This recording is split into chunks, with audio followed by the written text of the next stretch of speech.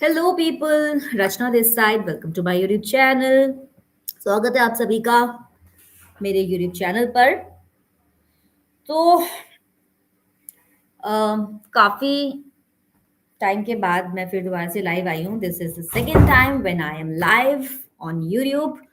तो पहले मैं सोच रही थी कि क्या यूट्यूब पे मतलब सिर्फ ऑनलाइन आना इज नॉट द पॉइंट। आकर के किया क्या जाए, कुछ नया क्या करें। तो मैं ऐसे ही टॉपिक्स ढूंढ रही थी कि क्या बात की जाए, क्या ऐसा किया जाए थोड़ा एंगेजिंग हो जो थोड़ा सा। तो मैं एक आर्टिकल पढ़ रही थी जिसमें काफ़ी कुछ नॉलेज अबाउट फ़ोन्स के बारे में जो हम नॉर्मल तौर पर इन फ़ोनों का इस्तेमाल करते हैं। इन फ़ोनों का इस्तेमाल करते हैं। तो इन फ़ोन्स को लेकर के काफ़ी ज़्यादा गंभीर बातें जो है उसमें बताई गई थी। वही चीज़ें आज मैंने सोचा कि चलिए थोड़ा बहुत शेयर करते हैं जो मुझे समझ में आया। ऐसा नहीं है कि I am the perfect one और मैं अपनी ज़िंदगी में बहुत ज़्यादा परफेक्ट हूँ। कोई भी परफेक्ट नहीं होता है। लेकिन जिस हिसाब से मैंने उस आर्टिकल को पढ़ा और उस नॉलेज को गेन किया, सो आई थॉट कि हाँ, मुझे और लोगों के साथ भी इसे शेयर करना चाहिए। तो उसी पॉइंट्स के बारे में बस थोड़ा बहुत बताने के लिए आई हूँ और आई होप आप लोगों को वो चीज़ पसंद आएगी। ओके, तो अपनी डेली लाइफ में हम अपने टेलीफ़ोन सॉरी अपने स्मार्टफ़ोन का इस्तेमाल करते हैं। कई दफ़ा हम इनको सेल फ़ोन कह कर के भी पुकारते हैं, लेकिन एक्चुअल में this is not a cell phone. Cell phone और नॉर्मल फ़ोन में क्या डिफ़रेंस होता है, ये कभी और बात करेंगे। फ़िलहाल हम ये बात कर रहे हैं कि जैसे हम नॉर्मल सभी लोग जानते ही हैं, है ना? हम सबको पता है कि फ़ोन्स यूज़ करना इज़ आज की डेट में बहुत ज़्यादा हमारी हमारी एक नीड है, बहुत ज़्यादा इम्पोर्टेंट है। लेकिन ये फ़ोन जो हम इस्तेमाल कर रहे हैं, ये काफ़ी डेंजरस भी है कई हद तक, जो कि काफ़ी लोग इस बारे में जानते हैं। हमें पता है कि ये बहुत ज़्यादा रेडिएंट होता है, इसमें रेडिएंस बहुत ही बहुत ही हाई लेवल पर निकल कर के आती हैं। लेकिन हम इन चीज़ों को इग्नोर करते हैं क्योंकि हमारी आज की ज़रूरत बन चुका है फ़ोन, है ना? तो अ, इस चैट को मैं कंटिन्यू करती हूँ। इस वक़्त हमारे साथ जो लोग जुड़े हैं, उन सभी को एक बार फिर से मैं नमस्ते करना चाहती हूँ। बहुत-बहुत स्वागत है आपका रचना नृत्य रचना के यूट्यूब चैनल पर। जो हैं उन सबको हाय एंड हेलो। कोई बात नहीं, मूड होगा तो आप हाय हेलो कर लीजिएगा। तो मैंने उस आर्टिकल में जो पढ़ा वो ये था कि 2 चीज़ें जो हम अपनी डेली लाइफ रूटीन में कर रहे हैं विद फ़ोन्स, वो बहुत ज़्यादा घातक है। और अभी चाहे हमें फ़र्क नहीं पड़ रहा उस चीज़ से, लेकिन आने वाले कुछ 10 या 20 सालों में उसका जो है इफ़ेक्ट नज़र आने लगेगा।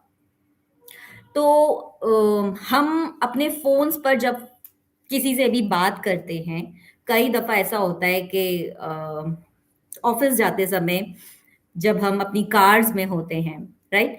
तो कार में बैठे-बैठे कई बार हम अपने फ़ोनों का इस्तेमाल करते हैं, जो कि बहुत कॉमन है। डैम श्योर जो भी लोग मुझे देख रहे हैं, वो इस बात से एग्री करेंगे कि हाँ, फ़ोन का सॉरी गाड़ी का दरवाज़ा खोला और झट से बैठे इतने में फ़ोन बज गया मम्मी का। अरे मम्मी हाँ जी। सो ये जो चीज़ है, उस वक़्त हमें फ़ील नहीं होता, लेकिन उस बंद गाड़ी के अंदर जो रेडियंस निकल कर के क्रिएट हो रही हैं, वो हमारे माइंड से जाकर के टकरा रही हैं। उस आर्टिकल में ये चीज़ लिखी गई थी जो कि मुझे बहुत ज़्यादा हिट करी। देखा जाए तो हम अपनी डेली लाइफ में बहुत सारी चीज़ों को इग्नोर करते हैं जो हमारी हेल्थ के लिए अच्छा नहीं है। खाने-पीने से लेकर के पहनने, रिसाइक्लिंग चीज़ों को रिसाइक्लिंग करने तक, ग्लोबलाइज़ेशन की हम बात करते हैं। बहुत सारी ऐसी चीज़ें हैं जिनको हम टोटली इग्नोर मारते हैं।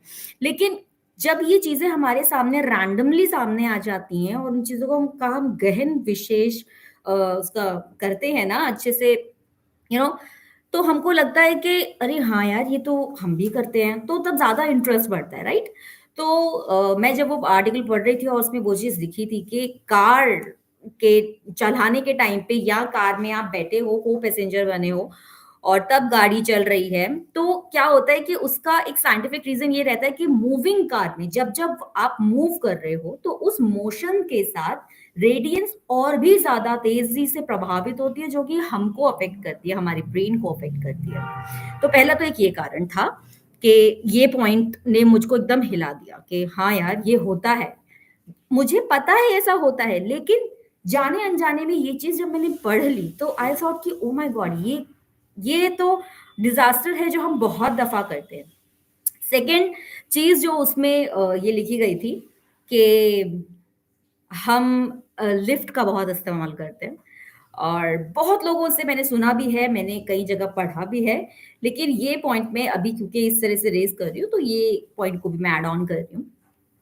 जब हम इस तरीके से उस मशीन में जब अंदर घुसते हैं, तो उस लिफ्ट के अंदर भी एक जब हम अपने फ़ोन्स के साथ जाते हैं, तो वो वाइब्रेशंस जो हैं फिर भी बंद होती हैं। बट अगर इस बीच में किसी का कॉल आ जाता है और आप उस फ़ोन को पिक करते हो, तो आप अपने कान के साथ लगाते हो, तो उसमें भी बहुत सारी गड़बड़ होने के चांसेस तो नहीं, लेकिन वो टोटली आपको जो है ना, आपको डैमेज करेगा, आपके ब्रेन को डैमेज करेगा ही करेगा, जो कि एट अ टाइम नज़र नहीं आएगा। लेकिन आज से 10 साल, 20 साल में वो कहीं न कहीं इसका फ़र्क जो है नज़र आने लगा, क्योंकि हम इसको अपनी डेली लाइफ़ में कर रहे हैं, राइट? ऑफ़िस जा रहे हैं, अपना लिफ्ट का बटन हम लोगों ने ऑन किया एंड अंदर घुस गए, या फिर उसके बाद लिफ्ट ऊपर चल रही है 5वें, 7वें, 10वें, 12वें माले में, और बीच में कॉल आ गया और फिर उसके बाद उसके रेडिएशंस, क्योंकि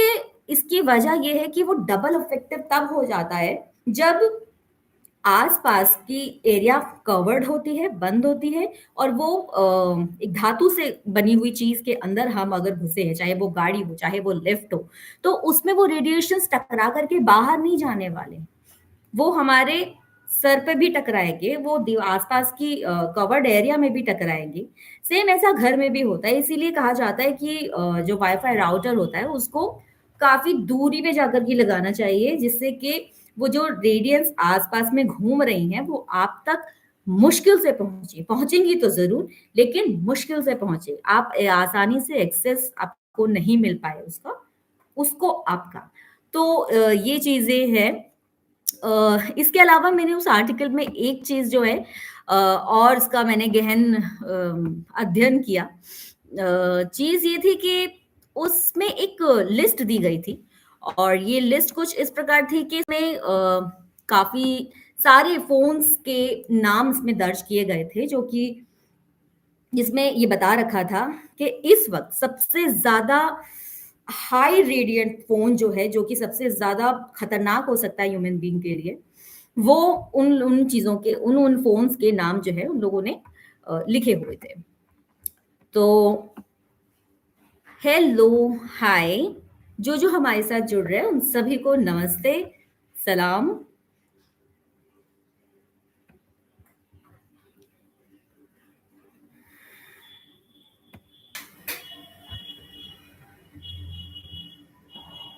हाँ, है। हाँ, तो मैं ये कह रही थी कि ऐसे बहुत सारे फ़ोन्स हैं जो कि सबसे ज़्यादा अफ़ेक्ट कर रहे हैं, उनमें टॉप पर कौन-सा, टॉप मॉडल कौन-सा है? और सबसे ज़्यादा शॉकिंग तो मेरे लिए ये था कि इस लिस्ट में मेरा फ़ोन भी है। और क्योंकि मैं इस वक़्त जो है 2 फ़ोन यूज़ कर रही हूँ, एक एंड्रॉयड है और एक एप्पल है। तो मुझे जान कर के बड़ा धक्का लगा कि मैं अपने फ़ोन्स में इतना इन्वेस्ट भी कर रही हूँ, और फिर वो ही मुझे बैक कुछ इस तरीके से दे रहा है कि वो मुझे मेरी बॉडी को अफ़ेक्ट कर रहा है। सो उसमें एक आईफ़ोन भी है, कौन से नंबर पे है वो मैं जल्दी बताऊँगी। तो जो ये रेडियंस फैलाने वाले स्मार्टफ़ोन की जो सबसे पहले जो लिस्ट सामने आई थी, उसमें कई सारी ऐसी कंपनीज़ हैं जो कि ये बताती हैं कि उसमें कहीं कहीं-कहीं की जगह पे वो डिस्क्लेमर भी देते हैं कि भैया हमारा ये प्रोडक्ट जो है ऐसा है और इतने रेडिएशन को फैलाता है। तो इसमें जो सबसे पहला नाम है वो है Xiaomi का, ठीक है? Xiaomi का A1 जो है वो, एंड दूसरा है OnePlus 5T। ये 2 फ़ोन जो है, ये बहुत ही खतरनाक इस वक़्त सबसे टॉप पर हैं, जो कि बहुत ज़्यादा रेडिएंस को फैला रहे हैं और सबसे ज़्यादा खतरनाक माने गए हैं। और ये जानकर के मुझे भी बड़ी हैरानी हुई कि 7th नंबर पर हमारा आईफ़ोन है, और 7वें नंबर पर फ़ोन हमारा जो आईफ़ोन है, मैं तो कई दफ़ा ऐसा भी होता है कि मैं इसको लेकर के साथ में सोती भी हूँ और कई बार ही मैं डिज़ास्टर से गलती जो है मैं कर बैठी हूँ कि मैं गाड़ी में भी अगर बैठी हुई हूँ, तो भी मैं कॉल पे बात करती हूँ और फ़ोन आ जाए तो उठाती हूँ। और 15 से 20 मिनट तक ऐसा होता है गाड़ी चल रही है 15 मिनट और से 20 मिनट तक फ़ोन पे बात कर रही हूँ। और इसके अलावा लाइव में भी सॉरी लिफ्ट में भी जा रही हूँ, तो लिफ्ट में भी मैं फ़ोन का इस्तेमाल कर रही हूँ। तो ऐसा नहीं है, गलतियाँ हम सभी से होती हैं और कई बार जाने-अनजाने में हो जाती है और कई बार जब पता भी हो तब भी हम इस तरह की गलतियाँ करते हैं क्योंकि ये हमारी लाइफ़ का एक रूटीन बन गया है, एक ये पार्ट बन गया है हमारी ज़िंदगी का। अगर फ़ोन नहीं होगा तो शायद हम खुद को आजकल अधूरा-सा महसूस करते हैं कि अरे! फ़ोन मेरा घर पे छूट गया। अगर ऐसा हो जाए तो भाई दोबारा दौड़ते हैं, चाहे कितना भी इम्पोर्टेंट काम हो। फ़ोन के लिए सबसे पहले दौड़ करके जाते हैं, है ना? ये अक्सर होता है।